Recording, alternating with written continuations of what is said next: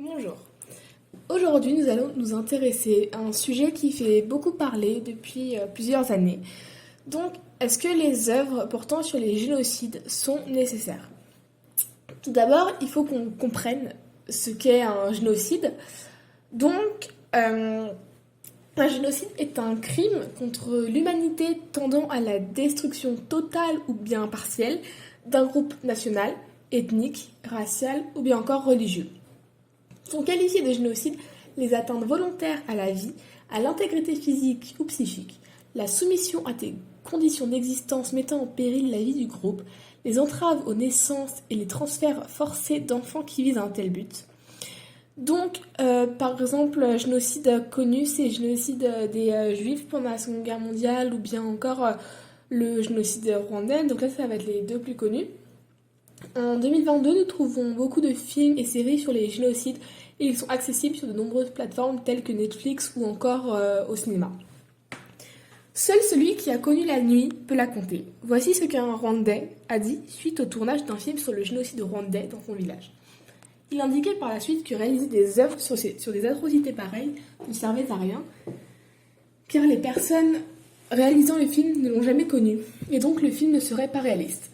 Le réalisateur Claude Lanzmann, qui a réalisé le film Shoah en 1995, a donc élaboré la théorie de l'irreprésentable en indiquant que le manque d'image du génocide des Juifs d'Europe rend toute réalisation irréaliste.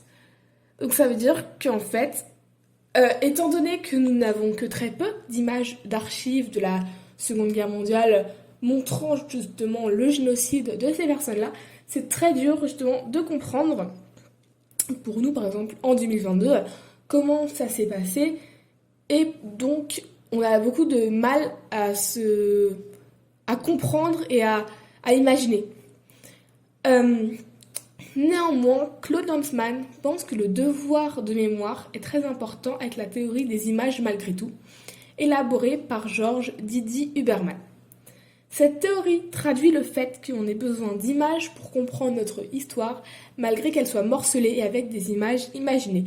Donc ça veut dire que pour comprendre le génocide de la Seconde Guerre mondiale, malgré que l'on n'ait pas d'images, notre imagination est vraiment très importante. Et les films aussi, parce que justement c'est grâce à ces films que l'on peut comprendre comment cela se passait à l'époque, parce que nous n'avons pas vécu justement cela, nous n'étions pas nés. Donc c'est vraiment donc cette théorie des images malgré tout a un enjeu majeur pour nous. C'est pourquoi donc réaliser des films et des séries est un enjeu majeur, parce que pour certaines personnes, c'est une nécessité que de savoir comment c'était et les répercussions justement que ça a. L'imagination, malheureusement, c'est aussi un piège parce qu'elle est bien souvent faussée, car il est presque impossible d'imaginer les horreurs qu'il y a eu pendant la Seconde Guerre mondiale, et donc les films et les séries, malgré qu'ils peuvent vraiment être irréalistes, parce que les images seront montées de toutes pièces, parce que en fait, sans ces œuvres, en fait, on n'aurait aucune idée de comment les génocides étaient réalisés et les répercussions qu'il y a eu sur les populations mondiales et ce qu'il en reste.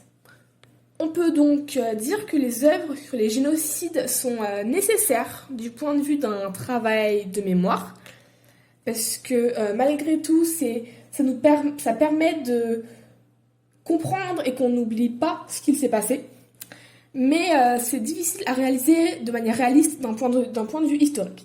C'est pourquoi il faut toujours regarder une œuvre de cette envergure avec attention et ne pas croire tout ce qui est monté, parce que ces œuvres sont souvent réalisées par des personnes qui n'en savent pas plus que nous, et les informations justement sont bien souvent partielles, parce que les personnes ne l'ayant pas vécu n'ont pas plus de connaissances que nous, et donc faire des films sur ces génocides peuvent être une nécessité, mais malheureusement, c'est une nécessité où il n'y aura jamais, où ce ne sera jamais vraiment réel.